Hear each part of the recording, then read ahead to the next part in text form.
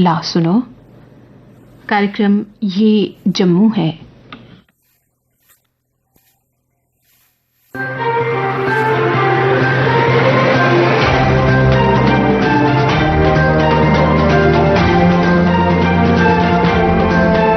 श्रोताओं नमस्कार। कार्यक्रम ये जम्मू है में आप सबका स्वागत है। आज के अंक में शामिल है, कल देश भर की तरह जम्मू में भी मनाया गया शिक्षक दिवस। डोगरा सदर सभा JNK के अध्यक्ष ने रणबीर कैनाल के संरक्षण के संदर्भ में की पत्रकार वार्ता। 8वें एनुअल हार्मनी इंडिया अवार्ड्स 2022 की हुई घोषणा।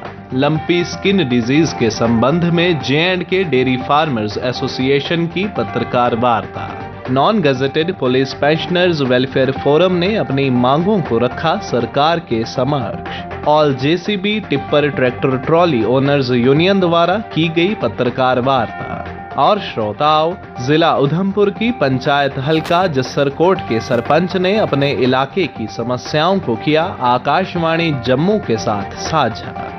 पर सबसे पहले अपनी बात। जम्मू कश्मीर का पुनर्गठन होने के बाद 3 साल के अरसे में पंचायती राज की जिला परिषदों के चुनाव भले ही करवाए गए हों और लोकतंत्र भी गांव-गांव तक पहुंचा हो, मगर प्रदेश में लोकतांत्रिक सरकार का गठन अभी तक नहीं हो सका। इसका कारण रहा पुनर्गठन के बाद प्रदेश में विधानसभा की सीटों के नए सिरे से परिसीमन या नई हदबंदियां।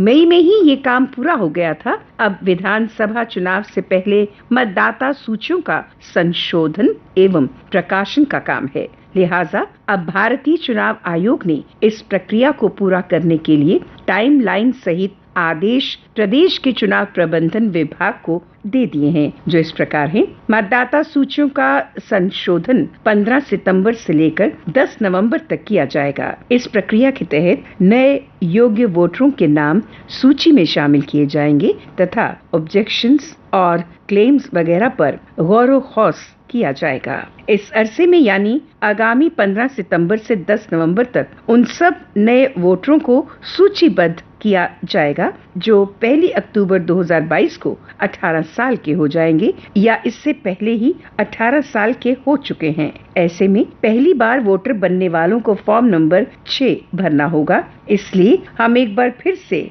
उन युवाओं को अनुरोध करेंगे जो 1 अक्टूबर 2022 को 18 साल के हो रहे हैं या 18 साल या इस ऊपरी उम्र के हो चुके हैं, वो अपना नाम वोटर सूचियों में शामिल करवाना सुनिश्चित करें, क्योंकि ACI के अब तक के आदेश के अनुसार 25 नवंबर 2022 को मतदाता सूचियां अलग अलग असेंबली हलकों के अनुसार अपनी अंतिम शक्ल में छपकर तैयार हो जाएंगी। इस प्रक्रिया के पूरा होने के बाद इलेक्शन कमीशन ऑफ इंडिया प्रदेश के हालात को ध्यान में रखते हुए चुनाव की तारीखों के बारे में अगला फैसला लेगा। चुनाव आयोग के निर्णय के अनुसार अब के चुनावों में उन योग्य मतदाताओं को भी शामिल किया जाएगा जो प्रदेश के स्थायी निवासी नहीं हैं, मगर नौकरी, कामकाज व पढ़ाई के सिलसिले में प्रदेश में रह रहे हैं। यानी ये सब उन्हीं नियमों के अनुरूप किया जाएगा जैसा कि देश के अन्य राज्यों में होता आ रहा है। इस पर सियासी दलों में मतभेद हो सकते हैं, मगर आम आदमी को इन बातों से कोई मतलब नहीं। सियासत की बातें अहले सियासत जाने, लेकिन आम आदमी चाहता है कि उसे अपने द्वारा चुने गए नुमाइंदों द्वारा बनाई गई सरकार मिले और वो अवामी सरकार हो। श्रोताओं, देश भर की तरह कल जम्मू में भी मनाया गया शिक्षक दिवस। इस उपलक्ष्य पर गांधीनगर जम्मू के टीचर भवन में एक कार्यक्रम का आयोजन किया गया। शिक्षक दिवस के संदर्भ में आकाशवाणी जम्मू से बात करते हुए chief education officer Jammu Suraj Singh Rathore ने अपने विचार यूं रखे। शिक्षक दिवस डॉक्टर सर्वपल्ली राधाकृष्णन जी के जन्म दिवस पे समर्पित है। हम टीचर्स को यही मैसेज देंगे कि आप जो है बच्चों का एक भविष्य संवारने वाले हो। आप बच्चों को अच्छी क्वालिटी एजुकेशन दीजिए। भविष्य में यही है कि अगर बच्चे अच्छे तरीके से यहाँ से शिक्षा लेंगे तो अच्छा निर्माण होगा और देश जो है एक तरक्की करेगा। इस संदर्भ में स्कूल एजुकेशन जम्मू के डायरेक्टर डॉक्टर रवि शंकर शर्मा ने कहा, इस कार्यक्रम को आयोजित करने का ये भी मकसद है कि जितने हमारे टीचर जो दूर दराज के इलाकों में काम कर रहे हैं, जी जान लगा के और अलग अलग जगहों पे काम कर रहे हैं, बच्चों को शिक्षा प्रदान कर रहे हैं, हम उनके प्रति अपना कृतज्ञता प्रकट करें और उनकी जो सेवाएं वो दे रहे हैं दूर दराज के इलाकों में भी और यहाँ पे भी, तो उसके प्रति हम उनको नमन करें। मैं ये कहना चाहूँगा कि टीचर चाहे जहाँ पे भी काम कर रहे हैं, चाहे दूर दराज के इलाकों में, चाहे यहाँ पे जम्मू सिटी के आसपास भी, तो उनकी जो सेवाएं हैं वो किसी से छिपी नहीं है, वो सामने दिखती हैं, उनके जो रिजल्ट्स हैं उसमें दिखती हैं। ऐसा है कि आज जो सोशल मीडिया का ज़माना है, तो हर तरह की जो जानकारी है हमें दूर दराज के स्कूलों की और भी इलाकों की वो हमें मिलती रहती है और हम देखते हैं कि कितनी दुर्गम जगहों पे भी हमारे जो टीचर्स हैं वो काम कर रहे हैं और अच्छी तरह से स्कूल चला रहे हैं। तो मैं उन सबको धन्यवाद करना चाहूँगा और मैं चाहूँगा कि वो इसी तरह काम करते रहें। डोगरा सदर सभा JNK के अध्यक्ष ठाकुर गुलचैन सिंह चाड़क ने रणबीर कैनाल के संरक्षण के संदर्भ में एक पत्रकार वार्ता का आयोजन किया। पत्रकारों से बात करते हुए उन्होंने बताया कि रणबीर कैनाल ये नहर एक ऐसी है कि दूसरी इसके मुकाबले की इस धरती पर नहर नहीं, क्योंकि डायरेक्ट ग्लेशियर से पानी आता है और जितनी खुशबू बासमती के अंदर है 64,000 हेक्टेयर ज़मीन को ये इरिगेट करती है। उस नहर के बारे में हमने बार बार मांग की कि इसको हेरिटेज कैनाल डिक्लेयर करो और इसको प्रिजर्व करो। हमने पद यात्रा भी की चनाब दरिया पुल से लेकर यहाँ तक। अभी अगस्त महीने में जब हम 75वां दिवस आज़ादी का मना रहे थे, ये आपको पता होगा कि दड़प गांव है आरसपुरा के अंदर, उस दड़प के पास इस नहर की ब्रीच हो गई और ये नहर टूट गई और उसकी वजह से हाहाकार मच गया बॉर्डर तक पूरे इलाके के अंदर और पूरे 5-6 सब डिवीजन के अंदर यहाँ ये बासमती वहाँ पर पैदा होती थी और 20,000 हेक्टेयर जो है बासमती वो तो समझो खत्म हो गई। 30,000 के करीब सीवियरली इफेक्ट हुई। अब इन्होंने वहाँ पर डीजल पंप और ये पावर बोर वगैरह के इंतजाम करके लोगों तक कोशिश करने की अब ये शुरुआत की। तो आपके माध्यम से मैं ये मांग कर रहा हूँ कि डोगरा सदर सभा के अंदर वो सारे किसान बड़ी तादाद में यहाँ पर आए थे। 50,000 हेक्टेयर के करीब बासमती पर उम्मीद हमारी ख़त्म होती जा रही है। इमीडिएटली उसका इंतज़ाम करें। और मुझे पता लगा है कि वहाँ पर हमारे एडवाइज़र साहब गए, हमारे एडमिनिस्ट्रेशन के लोग गए और वहाँ पर देख के वो इन्होंने कहा कि तकरीबन 200 करोड़ रुपए का नुकसान हुआ है। हम आज मांग कर रहे हैं इसकी रेस्टोरेशन का काम शुरू किया होता, इसके किनारे बांधने के काम किया होता। This water is full of minerals और कोई नहीं धरती पर ऐसी नहर, इसको बचा लो और यहाँ टूरिस्ट आने दो, वो देखें, दर्शन करें इस पानी के, इस नहर के, और ये भी यहाँ से लेकर जाएं कि इसकी वजह से बासमती यहाँ कैसी पैदा होती है जो पूरी वर्ल्ड में जिसकी मांग है। आरएसपुर की बासमती नाम देते हैं उसको, वो बासमती आज डिमांड उसकी दुनिया भर में है। तो हम डोगरा सदर सभा की तरफ से गवर्नमेंट से ये मांग करना चाहते हैं कि 25 किलोमीटर जो नहर इफेक्टेड हुई है वो है मेन, इसकी जो डिस्ट्रीब्यूटर निकलती हैं, डिस्ट्रीब्यूटर नंबर 10 से लेकर 17 तक वो डिस्ट्रीब्यूटर भी ख़त्म हो गई, उसके अंदर भी पानी नहीं जा रहा, वो 185 किलोमीटर बनती है। इसलिए हम ये मांग कर रहे हैं कि एलजी साहब मेहरबानी करके फैसला करो और उसको बचा लो। 8वें एनुअल हारमनी इंडिया अवार्ड्स 2022 की घोषणा की जा चुकी है।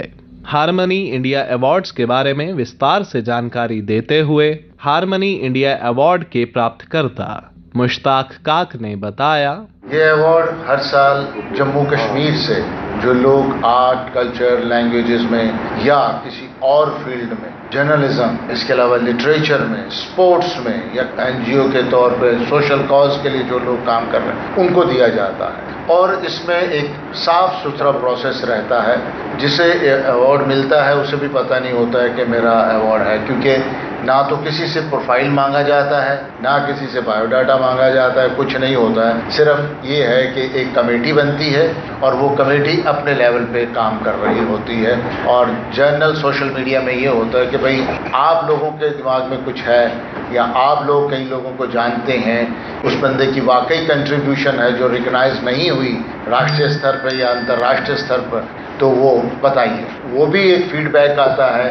उस फीडबैक के साथ साथ जो हमारी जूरी कमेटी बैठती है उसमें अलग अलग फील्ड के लोग होते हैं, ताकि एक ही फील्ड के लोग ना होके बिल्कुल इंसाफ हो सके, हर फील्ड वाला आदमी अपनी बात उसमें कह सकता है। उसके साथ साथ जो अवार्ड अनाउंस होता है, और जब मुझे ये हारमनी अवार्ड मिला तो मुझे ऐसा लगा कि नहीं, मेरे कंधे पे जिम्मेदारी बढ़ गई। मुझे हारमनी फाउंडेशन ने एक जिम्मेदारी दे दी है, ये अपना हारमनी इंडियन अवार्ड देके। मैं अब ज़्यादा जिम्मेदार हूँ अपने फील्ड को लेके, ड्रामे के फील्ड को लेके। मैं जिम्मेदारी का मुझे और एक एहसास हो जाता है। हमारे कई कलाकार कई अलग अलग शोबों में जो काम कर रहे हैं, जो फील्ड में काम कर रहे हैं, उनके बारे में लोगों को पता नहीं होता है, और उनको कहाँ से निकालते हैं या ज्यूरी वाले या कहीं से फीडबैक मिलता है, तो उसके मुताबिक ये अवार्ड अनाउंस होता है। और इस प्रोसेस में लगभग 3-4 महीने का ये प्रोसेस रहा है। सोशल मीडिया पे भी इसके बारे में लिखा जा रहा था, अच्छा रिस्पॉन्ड भी आ रहा था, और मेरा ख्याल वो जो प्रोसेस है, लिस्ट जब अनाउंस करेंगे तो आप जब नाम पढ़ेंगे या जानेंगे तो आप भी कहेंगे कि हाँ नहीं यार, ये वाकई डिज़र्व करते हैं और वाकई इनको जिम्मेदारी और दी जानी चाहिए। Non gazetted police pensioners welfare forum ने अपनी मांगों को सरकार के समक्ष रखा। अपनी मांगों को उजागर करते हुए फोरम के चेयरमैन अजीत सिंह ने बताया, सर हमारा जो पे अनॉमली का मसला है 196 से एज इट इज़ चला आ रहा है। उसके बाद 6 पे कमीशन, 7 पे कमीशन, सब में हमें डिनाई किया गया। तो उसके बाद हमारा ये जो पे अनॉमली का मसला है, फर्स्ट ऑफ ऑल इसको सॉल्व करने की हम गवर्नर साहब से रिक्वेस्ट करेंगे, जल्द से जल्द इसको हल किया जाना चाहिए। उसके बाद हमारा जो है मेडिकल अलाउंस जो है, हमें 300 रुपये देते हैं। आप बताइए कि 300 रुपये में हम दवाई लेंगे कि डॉक्टर की फीस देंगे? तो हम ये चाहते हैं कि हमारा जो मेडिकल अलाउंस है वो भी कम से कम सेंटर के मुलाजमों की तर्ज पर हमारा भी 1000 रुपया होना चाहिए। और we are also in UT. और उसके बाद जो हमारा बच्चों का जो रिजर्वेशन है, बच्चे कहीं ऐसे हमारे साथी जो इस दुनिया से चल बसे हैं, उनके घर में कोई ऐसा सोर्स ऑफ इनकम नहीं है। हम गवर्नर साहब से और डीजी साहब से भी रिक्वेस्ट करेंगे एक ऐसी पॉलिसी बनाई जाए जिसमें कि उन लोगों का घर गृहस्थी और चूल्हा चलने के काबिल बन जाए। उसके बाद ये जो अभी रिसेंटली जो 6 महीने से ये लोग रिटायर हो रहे हैं हमारे पुलिस के और अदर मुलाजम, तो उनको जो उनके अमालूमेंट नहीं दिए जा रहे हैं। किसी को शादी करनी है, मकान बनाना है, बच्चों के और कई एक्सपेंसेस हैं, और उसके बाद कई उनको हेल्थ की प्रॉब्लम होती है। तो हम गवर्नर साहब से ये रिक्वेस्ट करेंगे कि जल्द से जल्द इस मसले को हल किया जाना चाहिए। All JCB tipper tractor trolley owners union द्वारा एक पत्रकार वार्ता का आयोजन किया गया। अपनी मांगों को उजागर करते हुए यूनियन के अध्यक्ष चौधरी बशीर अहमद ने बताया, साड़ा मेन मुद्दा क्या है, जे टूल प्लाजा साढ़े कोल बने दा है नगरोटे तो अगे बनतला, कुछ का 3 किलोमीटर हाईवे पर चलना, कुछ ने 5 किलोमीटर चलना, कुछ ने 10 किलोमीटर चलना। पहले 400 रुपया साड़ा टैग के हिसाब के कन्ने टूल कटाउंदा हा, फिर 900 ते 30 रुपया आया, फिर 2000 आया, हूँ 3000 के उपर गल आई दी, हूँ आखा दे 6000।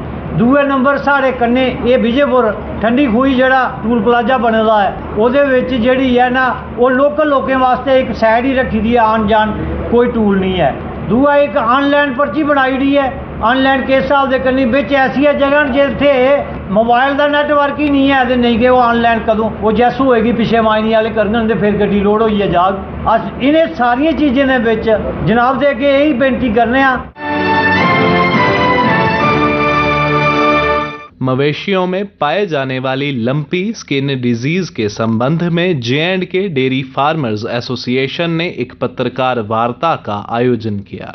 पत्रकारों से बात करते हुए एसोसिएशन के अध्यक्ष कुलभूषण खजूरिया ने बताया कि आने वाले समय में जिस तरीके के हालात चल रहे हैं, मुझे नहीं लगता कि हम मिल्क प्रोड्यूसर जो है वो इतना दूध प्रोवाइड कर पाएंगे। गवर्नमेंट से हम ये रिक्वेस्ट करते हैं कि पिछले साल हेल स्टॉर्मिंग की वजह से एक खराबा दिया गया था एग्रीकल्चरिस्ट को, जितने जिम्मेदार थे, वैसे ही डेयरी फार्मर्स को भी एक कंपनसेशन दी जाए उस डिजास्टर फंड से। हमारे अंदाजे से करीब 50 करोड़ के ऊपर अभी तक का जो है वो आंकड़ा बन चुका है।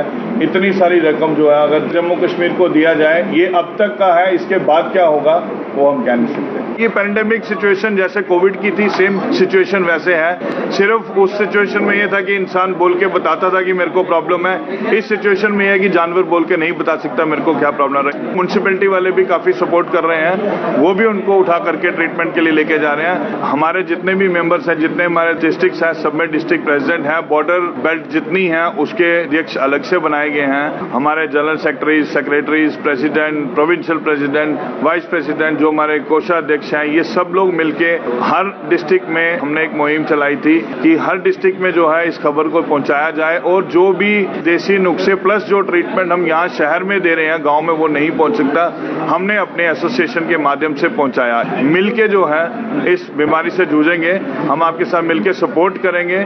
आप जहां भी बोलोगे हम आपके साथ जाने को तैयार हैं। जिन्होंने पशु अपने घरों में रखे हैं उनको सुझाव ये है कि जो भी उनका एनिमल जो है वो LSD में फॉल करता है, उसको पहले तो सेपरेट कर दीजिए। सेपरेट करने के बाद वो जो एरिया है उसको अच्छे से सैनिटाइज करें, फिनाइल से उसको क्लीन करें और जो इन्फेक्टेड गाय हैं उनको जो हम PP से सफाई कर रहे हैं और जो भी उनके इंजेक्शन हैं, एंटीबायोटिक्स जो हैं और जो पेन रिलीफ वाले वो उनको दिए जाए। और श्रोताओं, जिला उधमपुर की पंचायत हल्का जसरकोट के सरपंच कृष्ण सिंह ने अपनी पंचायत की समस्याओं को आकाशवाणी जम्मू के साथ साझा करते हुए बताया। जसरकोट में एक रोड का काम शुरू किया था PMGSY के तहत। ये रोड तकरीबन 3 साल से चल रहा है, लेकिन रोड की ये पोजीशन है कि बिल्कुल खस्ता हालत है। काफी दफा बोला कि इसका काम जल्द से जल्द किया जाए। इसके बाद जो पुल का काम था, अभी तक पुल का काम शुरू नहीं किया है।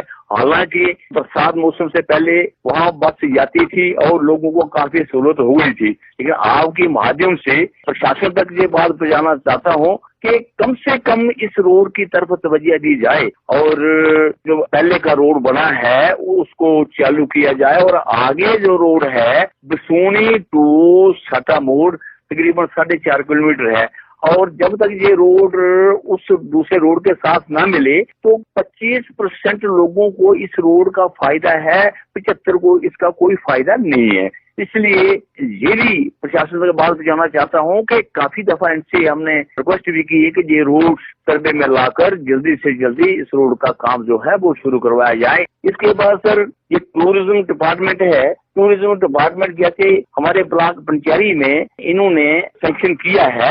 हम ये चाहते हैं कि इसी तर्ज पर हमारा जो पंचायत जसरकोट और लड्डा में इसमें पड़ती है, जहाँ मोंगली वगैरह, ये है सुखवाल गली, सरौली, धार, जसर, दीपता, नेरातला, गोरी मिट्टी और कांडू वगैरह या टिब्बा वगैरह जो है वो बहुत ही अच्छी जगह है, बहुत ही सुंदर जगह है, लेकिन रोड ना होने की वजह से इसकी कोई भी वैल्यू नहीं हो पा रही है। तो टूरिज्म डिपार्टमेंट से ये अपील करना चाहते हैं कि पंचायत की तर्ज पर इस एरिया को भी टूरिज्म डिपार्टमेंट के अंडर लाया जाए। इसके बाद सर जल मिशन प्रोग्राम था, जो कि सेंट्रल गवर्नमेंट की तरफ से जितनी भी स्कीमें चल रही हैं बहुत अच्छी स्कीमें चल रही हैं, लेकिन जल जीवन मिशन का प्रोग्राम जो है वो हमारी पंचायत में शुरू नहीं किया है। एक हमारा जो हाई स्कूल है 2018 में अपग्रेड हुआ था, इसमें कम से कम 120 स्ट्रेंथ है। यहाँ स्टाफ की बहुत शॉर्टेज है, स्टाफ जो है वो पूरा किया जाए। हमारा एक प्राइमरी स्कूल है बसोनी जसरकोट में ही,